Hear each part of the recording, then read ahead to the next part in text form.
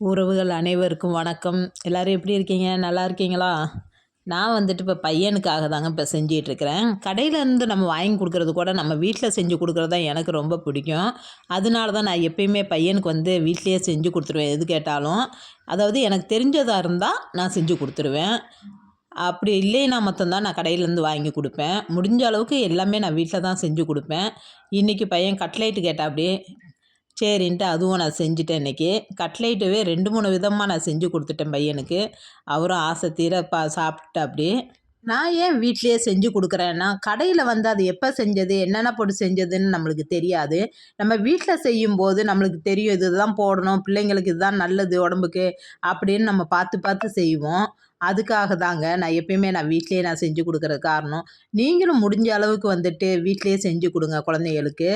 ஜாஸ்தி கடையிலலாம் எதுவும் வாங்கி கொடுக்காதீங்க. ஏன்னா அது அவங்க எப்போ பிசைஞ்சு எப்போ செய்கிறாங்கன்னு தெரியாது. நம்மனா ஃப்ரெஷ்ஷாக செஞ்சு நம்ம குழந்தைகளுக்கு கொடுக்குறோம். அதுக்காக தான் சொல்கிறேன். நானும் சாப்பிட்டு பார்த்தேன். ரொம்பவே டேஸ்ட்டாக இருந்தது.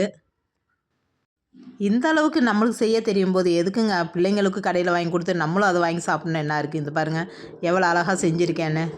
உங்களுக்கும் செய்ய தெரிஞ்சால் நீங்களும் எல்லாமே வீட்லேயே செஞ்சு கொடுத்துருங்க. ஜாஸ்தி கடையிலேருந்து எதுவும் வாங்கி கொடுக்காதீங்க குழந்தைகளுக்கு.